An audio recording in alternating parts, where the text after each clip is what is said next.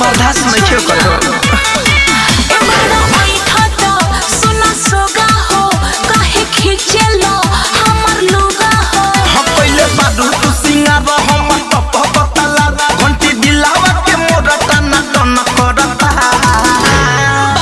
चल चल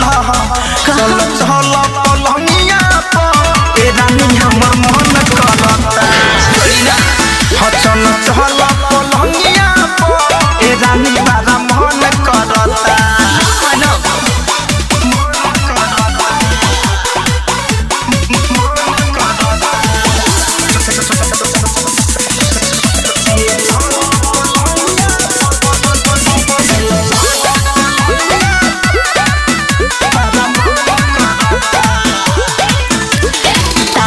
हर बुझ गई राजा हो ओ बहिना मारे दे हम मजा हो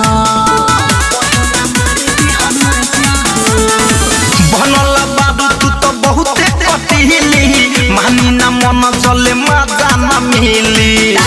हर बुझ गई राजा हो ओ बहिना मारे दे हम मजा हो बनल बाबू तू तो बहुते कटिली मानी ना मन चले मजा ना मिली दूरी सहल ना जाता गजन करता दूरी सहल ना जाता गजन करता चल चल चल चल पलंगिया पर ए रानी बारा मन करता चल चल पलंगिया पर ए रानी बारा मन करता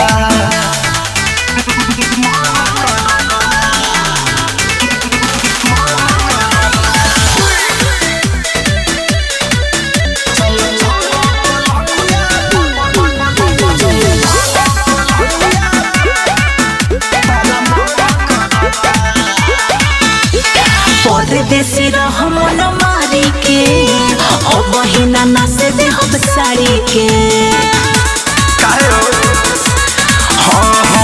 धड़कन धनंजय के धीरे न धराता सामने भोजन देखी भूखे नया रहता परदेसी रह मन मारी के ओ बहिना नाचे दे हम साड़ी के धड़कन धनंजय के धीरे न धराता सामने भोजन देखी भूखे नया रहता हाँ बात महानवमी जज गाना गहन करता बात महानवमी जज गाना गहन करता